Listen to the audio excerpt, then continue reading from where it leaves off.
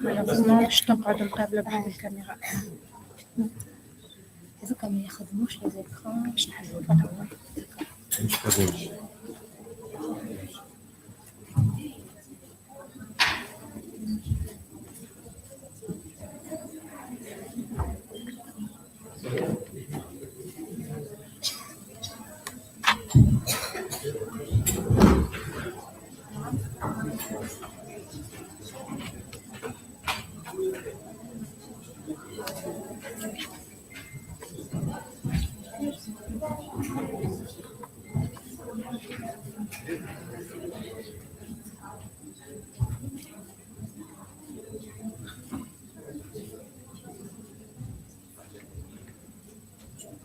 D'accord.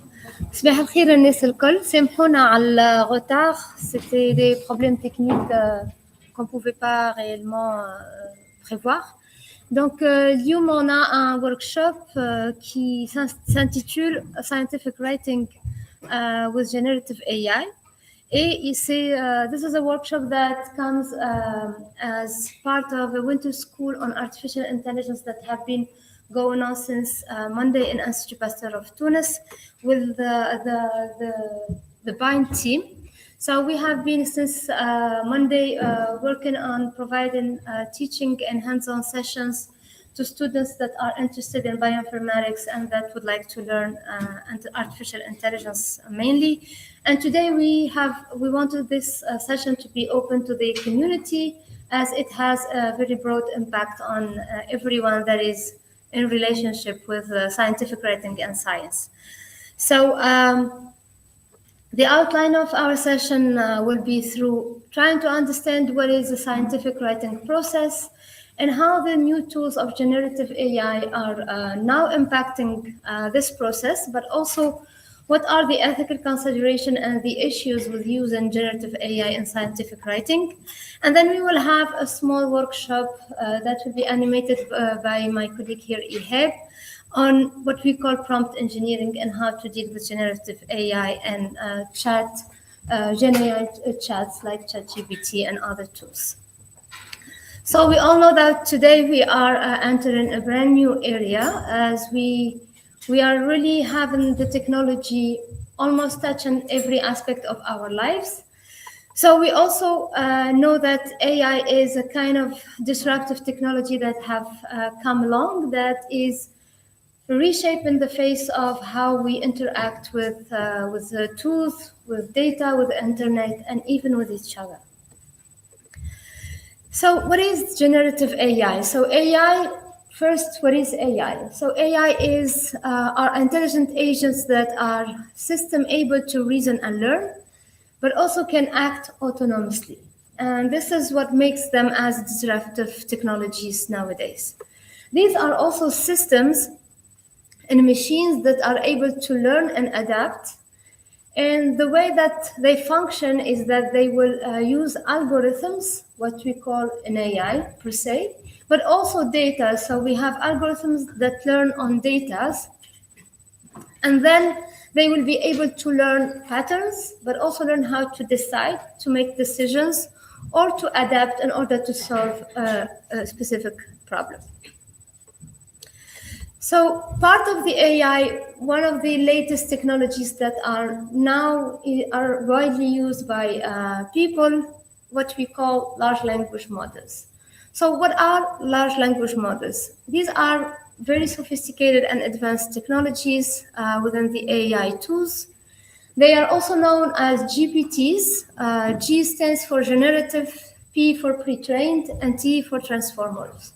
So basically, these are artificial intelligence tools that rather instead of having classical tools that will learn patterns and learn on data and then predict something or decide on one task, these tools have the capacity of generating things. So they will try to train on data. So they are trained on data. This is why we call them pre-trained. So the model have already been trained on a huge amount of data. And the idea is that it will be able to use a feedback or an input from a user and then transform it into content. So it's going to respond and adapt. So it's both using natural language as an input, which is the writing, and also providing writing or other type of forms as output. So this is why we call them ChatGPT and things like that. So the chat function comes from the fact that it enables the user to talk to them using natural language.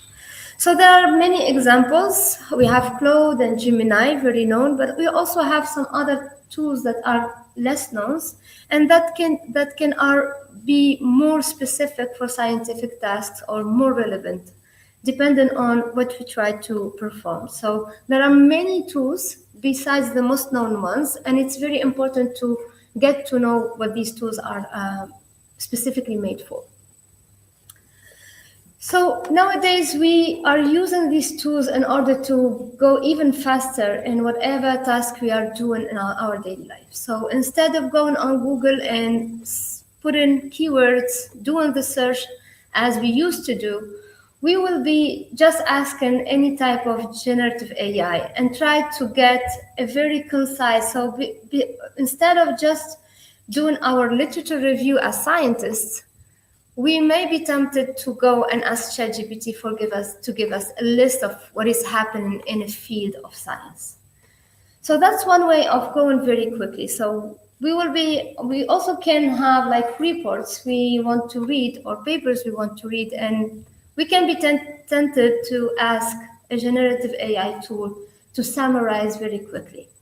So as the figure says, we can pretend to read or pretend to write using generative AI. So what are the implications for us as individuals and specifically as scientists? So the use of these technologies, sorry, the slides have changed a lot because we had to download them. So instead of, we often think about them as just tools, like we use a GPS or any type of other technologies to guide us into doing something. But the thing with generative AI is that it is much more powerful and also much more risky. So we can't just use them just as a random tool or like any type of tools. Because most of the time technologies prior to AI had very specific tasks. So they are doing only one thing, which is not the case of generative AI. So they can do a lot of things. And you can discuss with them and they can adapt to whatever you are feeding them as input. So one major thing we want to think about, is it relevant what ChatGPT, for example, is giving me as text or description of something, a definition of anything, or a summary of a paper, for example. So it's very important to be critical with this output. This is why it's, for new generation especially, if we didn't master the art of reading, criticizing papers, criticizing methodologies, and thinking about what we read in a critical way, we probably won't be able to criticize ChatGPT output neither. So we will be just taking whatever is given back to us, and it is very, very risky. We'll see why. So today it's very important that we need to understand what are the challenges that Gen AI is putting out there that is brought to us. So if we are using this technology, and probably we will, we need to understand how they work. We need to inform the youngest students and everyone around us, not just the youngest, and try to understand how to deal with that output. But we will see that it's also about the input that we give to generative AIs. So the question we're asking, are we really responsibly using these tools? Because we should be very responsible. And the applications that we will talk about today is basically on scientific writing. In fact, scientific writing is a very lengthy process. It starts with a scientific question. You need to have background in order to respond to that question. You need to read literature. and understand what is going on besides what you're doing in your lab or in your team. So the state of the art of that question you're asking. You will need to put a hypothesis for which you will design experiments designed to respond in order to accept or refute a hypothesis. Then you will conduct the experiments, collect data, analyze the data, criticize your data, reiterate as much times as possible. As you see, there are a lot of coming back, going forth and back, in order to draw conclusions. So once you have your conclusions, you have results, that's where you will start talking about, I want to write a paper. But writing papers is not just about the writing part. Because prior to coming to that point where you have something to write and to publish, as we said, you already have made a literature review, you have been doing a lot of critical thinking about what happened. Maybe you have identified a gap in literature, and now you want to respond to that gap. You probably had your own research question you asked. Other people have already tried to respond to that question, but maybe there is no one universal question or experiment to respond to that question. And this is why you will be conducting specific experiments in order to demonstrate something. So throughout all this, and in order to arrive to the step where you will generate data for analysis and having some findings, you'll be doing a lot of critical thinking, and you need to have enough background in order to conduct all these steps. And only at that point, you'll be able to think about writing in a paper. So it's not just writing. It's a whole lot of process. And whatever comes out of your scientific writing, and knowing that scientific writing have a very specific way of being, like clarity, correctness, you need to discuss your results. You can't just pretend anything out of your finding, etc. So all this will lead to a publication, hopefully. And the publication means that you are having ownership on your findings. So whatever you're saying are your words. You can't just say, this is why we do referencing. So whatever you're saying, and it's not your real voice, it's not your finding, it's not your results, it should be backed up by literature. So we don't just say things and write things.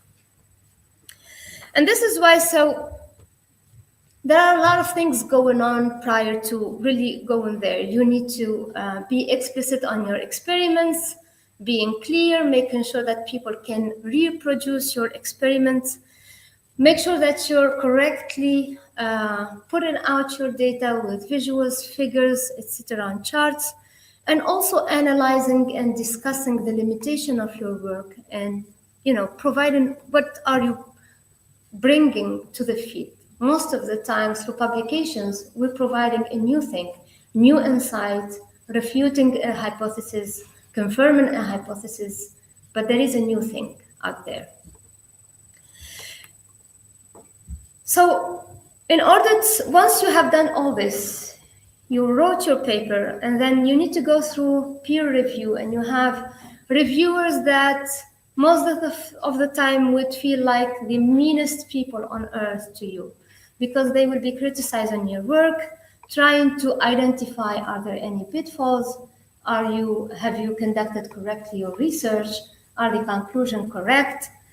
Is the research itself sound, etc.? So it's a very hard and lengthy process. And still, while you're publishing, besides the science, there are a lot of disclosures that you need to address, like conflicts of interest, making sure that you don't have any while drawing your conclusions. You need to have your authorship and a contribution from the different authors of your paper. There are ethical aspects that needs to be addressed. You need to provide data and code availability if relevant. And then finally, you also nowadays need to disclose whether you have used AI in your writing. But when you disclose AI, most of the time you need to say whether you have used it to draft, is it just for correcting the English, how have you used it, when did you use it, and why? And you need to do that because transparency is also equal to integrity. And integrity is at the core of the science and the scientific writing as all. So this is today we have seen all the journals and big editorial companies coming up with their own charts and laws on generative AI. How to use it, when it is useful or not. There are guidelines, and of course you need to disclose. Basically, there are three main pillars where everyone has been very conversion on. So you have the human accountability. The paper is the author's words. So you need to have a human to be taken accountable for that outcomes, for the science, the findings, and how things were written. So you can't have an AI listed as an author for now, today. There are a lot of mandatory disclosures. If you have been used it to polish your writing or anything like that, you need to have a disclosure. And also we have a confidentiality issue that is relevant, that where peer reviewer can't and are strictly prohibited from uploading a manuscript to a generative AI tool in order to help them with the review process. So why is that? Why we're not allowed to do this? It's basically because it makes a breach into intellectual property. So you're providing to a tool that is learning, but is storing all the writing somewhere on a database without the consent of the author. And then the authors are given rights to the journal, and then the journal can lose the copyright because it is somewhere elsewhere. So there are a lot of breach on confidentiality with AI that needs to be addressed, and that's a big issue for now. So still, we know that there are a lot of people using generative AI for writing, but also to generate infographies, like this figure. How does it look? Is it generated with AI for you? Definitely. So it's very clear. It looks like a generative AI work, and still it have been published as a figure in a journal where the paper needed to be withdrawn. Because first of all, you can do that. And also, so if the authors have mentioned that this was a generative AI generated figure, the journal would have made a decision on that or said, no, you can't put it in the manuscript.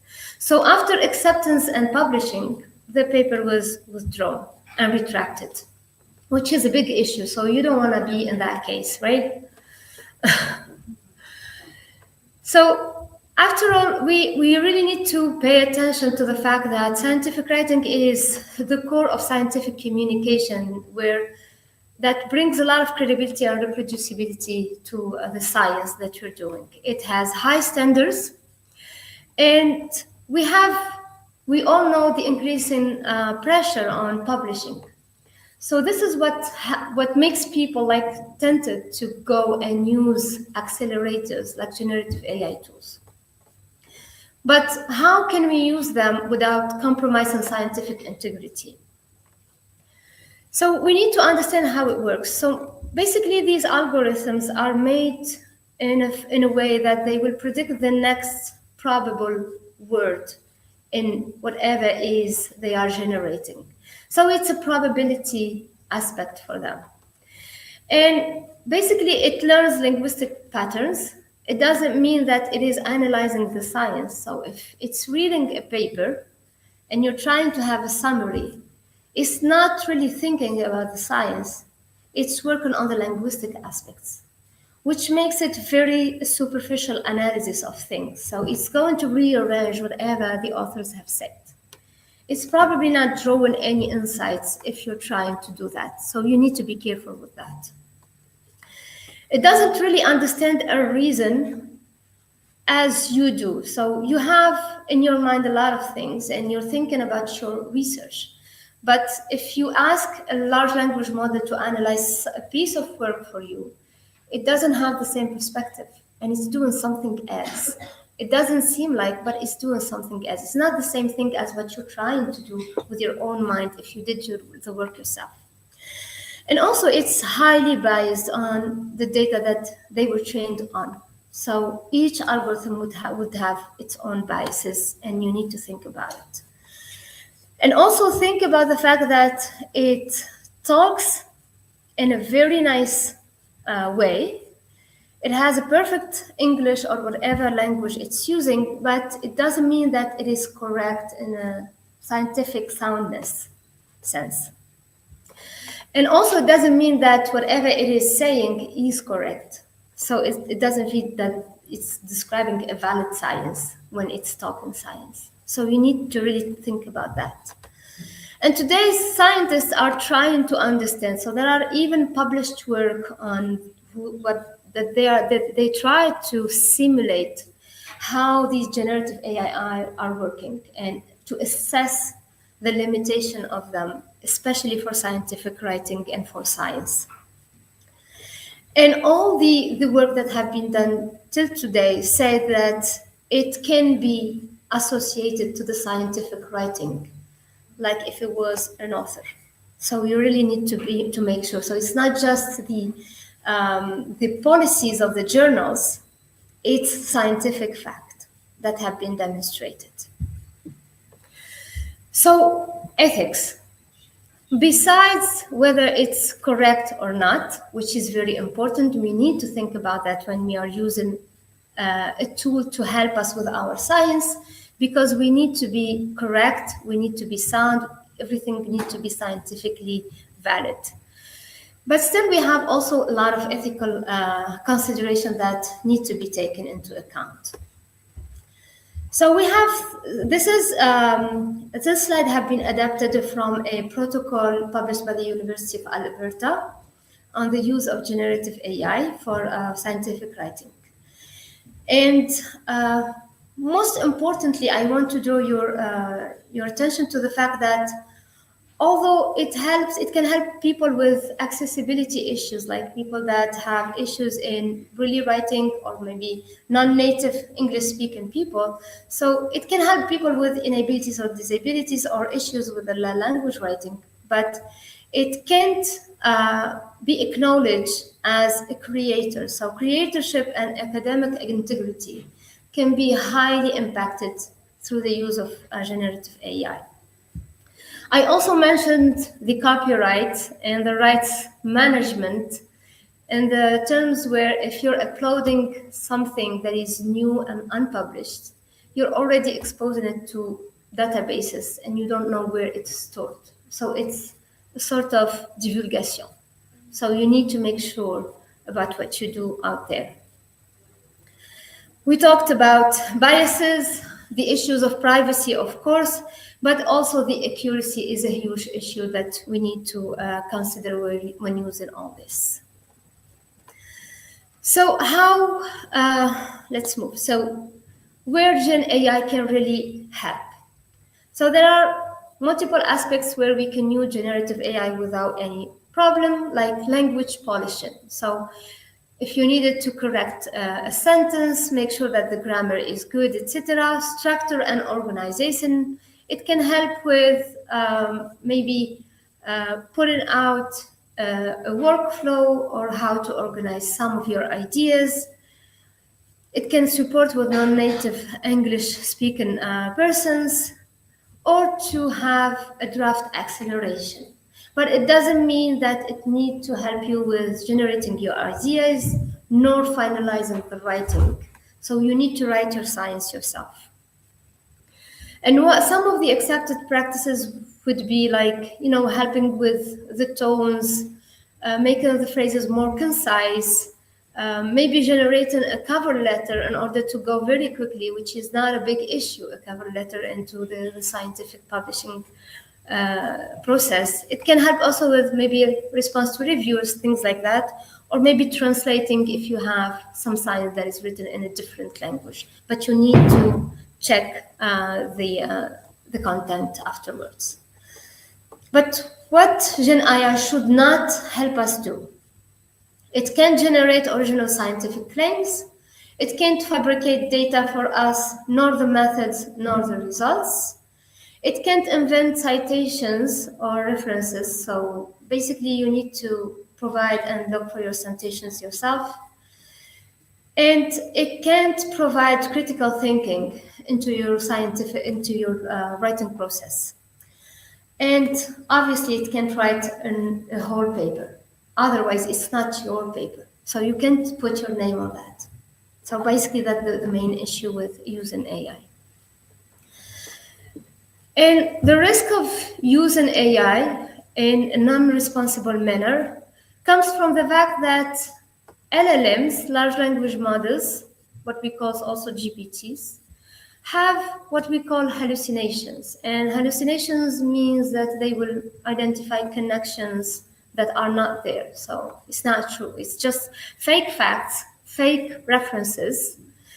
It's also have all sorts of biases within the data based on their training data that you're not aware of, because most of the time we don't know what type of data these models have been trained on. You don't access that data. These data are so big, you can't really know what the models have really learned. So we don't have that. It also one of the risks is that if everyone would be using generative AI for scientific writing, probably we will lose some of the styles of using that are used to write papers. And we will have like generic type of styles for science, which is probably not good. And it can also have risks with reproducibility and accountability of the results. So we really need to make sure for that. So basically that what we think about as risks, and we really need to have the human in the loop as we are trying to write. So basically it should be your paper, and the AI should only work as an assistant to help you, but not to write instead of you. And you need to validate all your facts, citation, logic, consistency within your writing. So if you would try by your own and make the exercise and try to criticize an outcome from a generative AI, you will probably very quickly see that they really output very mediocre type of writing. So we should only use them as assisting. We need to verify everything. We need to keep our own style and writing, which is very, very important in order to claim a piece of paper. And also, when we are interacting with them, it's very important to have the prompts very specific. So the prompt is the input that we give to the outcome, to the model. And also in red, please do not share any sensitive data or confidential in a block like that. So be very careful with what you share.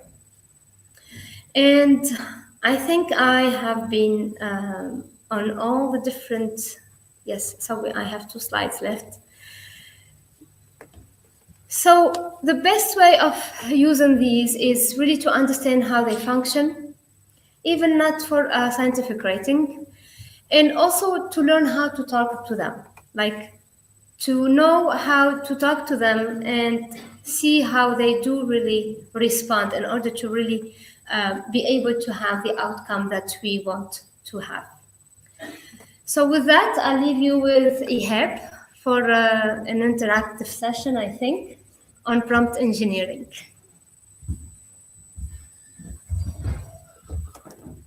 Okay, good morning, everyone. So before starting this this, let's say, a practical session between codes.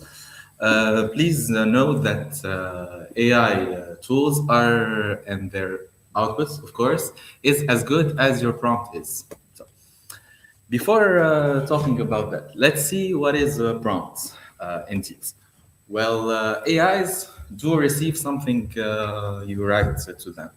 So generally speaking, this is not a question or a query, but the terminology of this aspect is called a prompt. So it is the instruction that shapes how the AI thinks. So and the output it will provide. Everything will be based on the specific prompt you will be giving to the AI. Before starting, I want you to help me with this. Please raise your hand if you did use any AI tool like ChatGPT and their brothers. Don't be shy, we all Yes. do. Even not in scientific writing, yeah? So for the people that raised, I do, for the people that raised their hands, I want you to tell me what do you expect from AI. So I will provide what I can expect from AI, and you'll say if you join me or not. So did you one time expect AI to write some text for you? But did you use AI for paraphrasing quickly? Did you use AI to generate an introduction or conclusion? We maybe did once or twice. Did you use AI for it to fix your English automatically? We are not native speakers, so probably did this. Did you use AI to ask you the right question? So the AI will ask you the right question for you to respond. Yeah. I did all of them. Did you use AI to make your paper, report, whatever document you are writing, sound more academic or scientific? Okay. So, did you use AI to help you think more clearly, maybe to shape your ideas, or? And raise your hand if you're not sure what do you expect from AI in general. Okay, so everyone. Okay, good. So, well, basically, this session is not about everything I just cited. As Emma said, we don't have to expect from AI to write for us text or paraphrase or whatever. We want it to help us think. So for them to help us think, we need to make them understand how to think with us. So this is basically our focus today, is to see how we will guide these AI tools from them to help us shape our ideas. So actually it was a video, but so the session was not about, I took ChatGPT and I did insert a prompt and I said, hi Chat, please help me write an introduction for my paper around the AI in bioinformatics. And it provided like a very, very decent introduction. But this is not the objective. Our objective today is that AI is not allowed to write our papers, to add any claims or results, or decide what is true. What AI is allowed to, however, is to help us analyze, maybe act as a critique, structure, and ask us questions. So here AI will assist you, but it will not do the work on your page. I like actually this image where the author is indeed sleeping and the AI is doing all the work. So, but this is not how we should. We need to make the AI, me and the AI, work together, assist each other, so we can provide the best output possible, while staying, of course, in the ethical mindset. Now, let's talk about the prompt, what I provide to ChatGPT. I did use the same LLM, which is GPT-4o, and I asked the exact, I didn't ask the exact same question. So I provided 2 prompts, but the same AI. So one prompt was providing a paragraph taken from a paper. And I said, is this paragraph good? And another prompt was act as a peer reviewer for a top-tier journal, identify weaknesses in logic, missing definitions, and unsupported claims, and do not rewrite.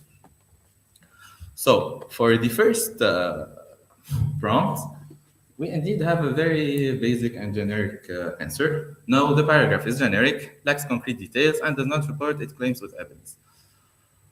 Well, for me, before when I started using ChatGPT and any other LLMs, this is the kind of prompts I use. Is this paragraph good? Please rewrite for me. Do these like sound familiar for you guys? Yes. So that's exactly why we're here. So yeah. So basically, we were all in this situation where we asked ChatGPT the prompt again and again and again, and it does not want to understand us. So we really want to throw it off and repeat again, but we are basically never satisfied with the output it provides. However, the second prompt provided like a very strong critique and a very like genuine analysis or decortication of the paragraph I provided, even though the AI didn't change. But what did change is the thinking, the prompts, how we ask the AI to think. So it's not about providing to your ChatGPT 20 or 30 different prompts. It's about defining the prompt. There is a way to help the LLM think with us. So AI quality or output quality, generally speaking, with these available tools we have that were developed by big companies, it's not about the model quality. The models are very good. This is what we input that is not good. So it's about the instruction quality. And since it's called prompt engineering, it is in fact engineering in itself. So the word engineering is there for a reason. A prompt is not a question. It's a setup. I assume that all of you guys here are part of the research fields. A good prompt is like a good defined experiment. You provide your variables, your environment, your construct variables, your hypothesis. So before doing any experiment, you provide this whole experimental setup. So the results of your experiments are as good as the definition you provided to this experiment. So AI is basically the same thing. As good as your prompt is, as good as the output is. So it's prompt engineering can be defined as explicit scientific thinking. And that's why people came up with this framework, or I'd like to call it the art of prompting. So this is the structure. There is a 5-block structure for the prompt that needs to define 5 core blocks. First block is what we call the persona. You need to make your AI act as someone. For instance, who is your AI acting as? Like a reviewer, a methodologist, an editor, not an author, of course, but you need to provide the persona. And this can be, of course, applied to any other field, not necessarily in scientific writing. Prompting, this framework is general to any prompt you want to define to your LLM. Second, the task. So you need to be very specific on what cognitive work should the AI perform. You want it to analyze, to critique, to summarize, to paraphrase, to write. You need to be very specific on what do you expect from the LLM. Third, always define a context for your LLM. LLM, for them to provide you better results, they need to have a context and understand where are they helping you to. So in which scientific setting? Are you in which field, in which journal level maybe, in which, what is the audience that will receive your paper, report, whatever. Fourth, the form of the output. Sometimes, if you want the AI to think with you clearly, you want some specific format of the output. Is it a table, a bullet point, a list, a paragraph? You need to be very specific on what kind of output the AI wants you to give. Finally, the constraints. For the AI to not fall into hallucinations and provide trashy content, between brackets, you need to provide a very included constraints. What the AI must not do. Like, for instance, not providing, saying to the AI not to rewrite this paragraph for you, or not to edit, or not to provide new contents, because sometimes they tend to bring new things you never heard about. So for that, I will make a quick game break. I will provide you each time 5 prompts, each time a prompt. And with this framework, you will judge if this prompt is a prompt, so a good prompt, or trash. It's good for the trash. Okay? So let's go to the first prompt. So make this paragraph more scientific. Who thinks that it's a good prompt? Okay, no one. Who thinks that it's trash? Okay. So it's indeed trash. Second paragraph. Can you review this paragraph and let me know if it's appropriate? Who thinks that is prompt, Sam?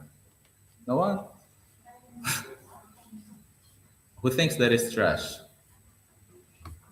Well, it is indeed trash, even though we didn't ask the LLM to rewrite for us or generate new content, but it did not follow the building block framework we talked about earlier. Yes. So this one is very long. I'm not going to read it. So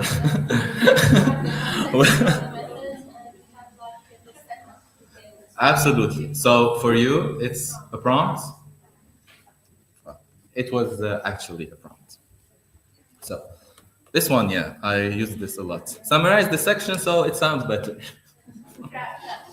Yeah. Very fresh. So what about this guy? As a methodological reviewer, evaluate this method for reproducibility issues, output checklist of missing details, do not propose fixes or rewrites. Exactly. It's a very straight to the point prompt. Indeed, it has like five building blocks, and it's a prompt. Indeed. Now I will provide you like 2 or 3 minutes to do what we call a prompt surgery. So we have this prompt. Is hey chat, can you help me improve this section? So this prompt is actually broken. So first thing, it do not follow the 5-block framework, and second, it is providing the AI too much power to rewrite for you. I'm gonna ask you like to even take your. I'm probably sure everyone has ChatGPT on their phones. So to take like maybe in pairs or even in 3. Take 2 or 3 minutes to try to fix this prompt and see what the AI provides you as a result. No problem. Anything. Yeah, even though you don't put anything on it, just try to know. Yeah, let's go. Let's fix this prompt. It's a very bad prompt, actually.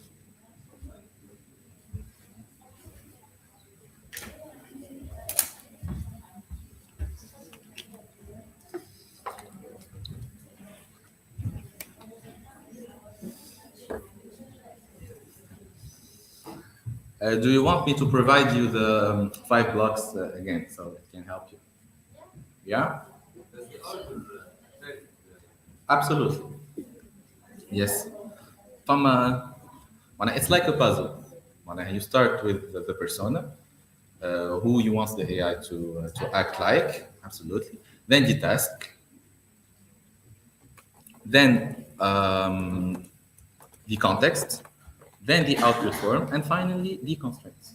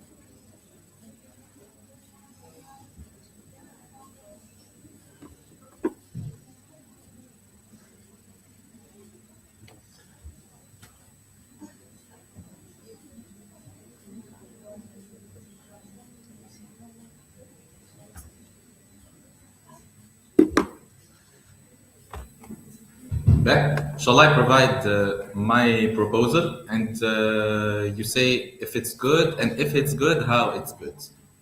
So this is my own proposal. It's just an example. It's please note that there is not like a standard prompt or an only prompt we can use. It can be anything. It just needs to follow the 5-block framework. So here, did I define the persona? Who is the persona? Absolutely. Did I provide like a very explicit task?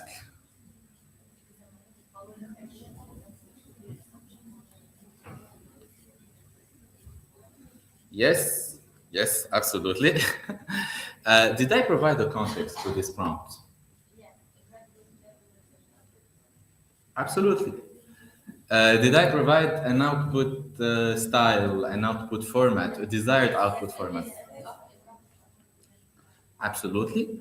And finally, did I provide constraints to this AI? Because the first prompt had this issue of giving the AI power of writing your content. Absolutely. Here, we are explicitly saying to the AI that it does not have to rewrite any sentences. It just needs to maybe propose alternative formulations or suggesting how to fix the problem. This is a very, very responsible way to use the AI indeed. So now let's talk about the ways, because in prompting, there are like, I think 15 to 20 prompting techniques we use in prompt engineering. But what I will present today are, well, let's say among researchers, the most used prompting techniques for them to help them shape ideas or whatever. So what we want actually is make the AI actually reason before judging. So, of course, we said earlier that the AI are not actually built to reason, but let's try to see how they generate text in such a way that you know how they reason. You will get me later. Then make the AI step back before analyzing. Like as a researcher, after finishing all my results, I want to step back, see what did I do, what criteria am I using, And finally, make the AI focus on the research stakes. So stakes, les enjeux. These patterns are grounded in research. Knowing the stakes, analyzing, reasoning, this is the core of research. So let's see the techniques of how to make the LLM think like this. We first start with the reason first prompting, or commonly known as the chain of thought reasoning prompts. We want the AI here to reason before judging. As we can see here, I'm providing a constraint which is before evaluating the following outline, the following section, sorry, I want you to outline the reasoning steps you will use to identify unclear assumptions and unsupported claims. Here we are saying to the AI to provide us the reasoning steps for him that provided to that specific decision. So if as a researcher, I'm communicating with the AI and I'm not very convinced with the output it provided, at least I know what were the steps for it that it took to provide this specific output. Like this is a really well-researched methods in prompt engineering. It usually improves accuracy and reduce high hallucination from the LLM. So the next time when you communicate with ChatGPT, make sure to see the reasoning steps for it to provide you the final output. If you are not convinced with one of the reasoning steps, you can modify so the output is better. Because sometimes you can provide the prompt again and again and again and again, but you do not know what is the reasoning behind the specific prompt. Secondly, is the step back prompting. So here we want the AI to provide some kind of criteria. In research, no criteria or no particular evaluation metric provide to shallow judgment. So the AI acts the same. For instance, here, I'm saying first list the criteria for what is considered maybe as a sound scientific methodology in this field, then evaluate the following methods against these criteria. So if you want the AI to evaluate from you, it needs to first step back, say what are these criteria for a methodology to be scientifically sound, for a chapter to be, consider it as a straight to the point chapter for research. Evaluate, set these criteria, then evaluate based on these criteria. So the output becomes very sound. Well, researchers actually use this to provide principles first before asking the model to interpret and analyze. Finally, what we call the purpose-framed prompting. So it can be also called as emotional or persuasive prompting. This is us kindly manipulating the AI and providing a stake, a particular thing for him to provide a better output. Like you are saying, you are evaluating the introduction for its rationale and theoretical grounding in AI research, giving the unclear motivation leads reviewers to reject papers. I want you to list all this part of this introduction that lacks a clearly justified research ground. So here, I'm kindly manipulating the LLM and say then that I do not want my paper to be rejected.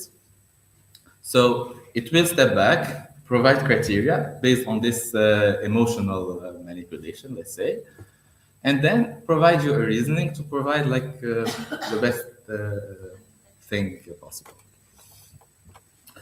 Finally, to conclude, we know ChatGPT, everyone knows ChatGPT, but there are like really interesting LLMs or tools we can use in research. Like for instance, ChatGPT is very good at provide a reasoning, critique, or stress testing, but there are better, for instance, LLMs for search, for instance. Perplexity AI is a very interesting LLM. It acts on top of the GPT architecture, But what it has is a direct access to the Google search engine. So it will provide an output based on a search that it will extract the information. So if you want, you can use prompting techniques to provide the literature that you need. So Perplexity is very interesting. It will provide links to these articles, etc. And you can use these articles to provide them to SciSpace, which is another LLM that you can provide the paper to this SciSpace and ask about the paper. So it will answer you only based on that paper. Like for instance, you provide the paper and you say, I don't know, what was the objective of that study? What were the results? Is there any gap maybe that you want to fill yourself? And that's basically it. Any question? Yes.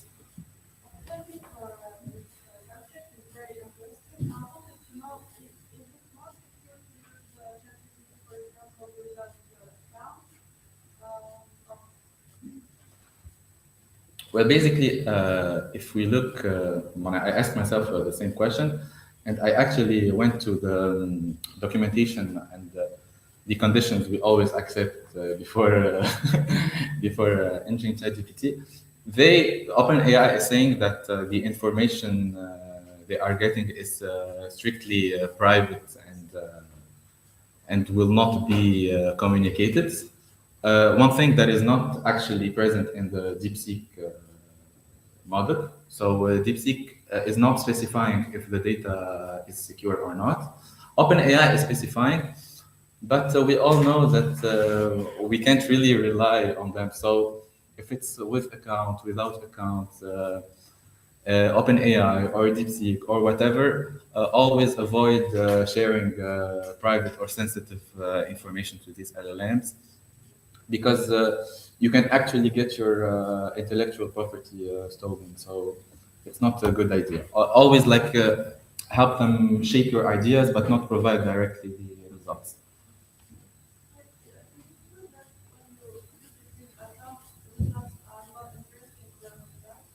Absolutely. So there is like this kind of spectra where you use ChatGPT without an account, with an account, and with a premium account. This is their marketing strategy for you to buy the actual updated models. So it won't always provide the best results, even with interesting prompting. Huh? Do you have any question? Well, I guess thank you for everything. Yes, sorry.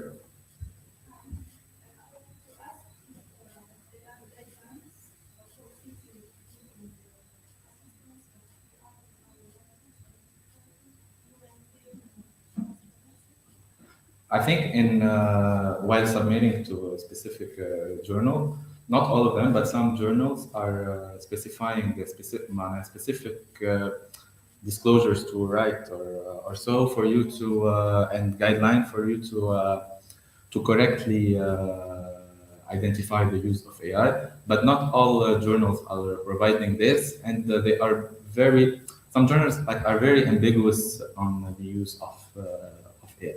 Not all of them are providing this kind of guidelines, but some do. All good? So in response to that question as well, so we need to keep in mind that the technology is moving very, very fast, and that legal frameworks are most of the time take time to be put in place. So it won't be as fast as the technology is moving. This is why it's very important that the authors or the users themselves be very aware of the gaps, the risks, and try to protect themselves until we have clearer laws in the use of generative AI, whether in daily life or for any type of task, but also in scientific writing. So if you don't have any additional question, I would like to close this session. and also close the school. So I'm happy to have some guests with this session. It's going to be very brief. I wanted to acknowledge the whole team that have been behind this winter school. So please join me, all the team here. So I would like to list, we have Dr. Ines Abdeljawed, who helped us with shaping the program and with assistance. So she couldn't be with us during the school, but we really acknowledge her input and support. Hopefully she will join us for next occasions.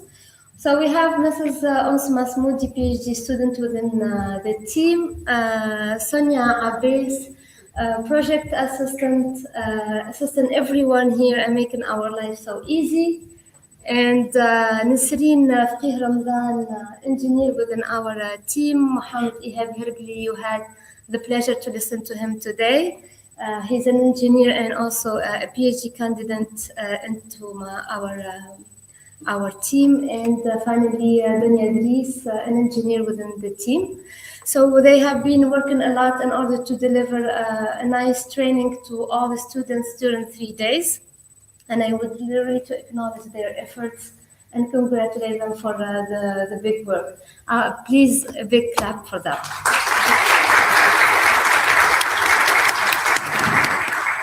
So with that, I would like to acknowledge, of course, all the support from the UNIS department, la Sous-Direction de formation, la direction de l'Institut Pasteur pour les locaux et le soutien, notre labo MEEP et le projet Bind et aussi notre bailleur de fonds pour la pause café. Et merci à tous.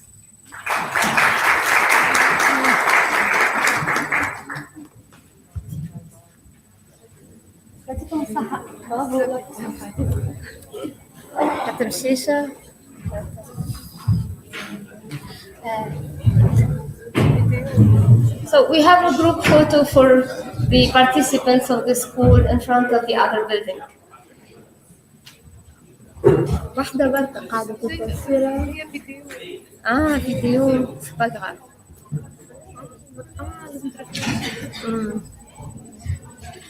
On va terminer le stream.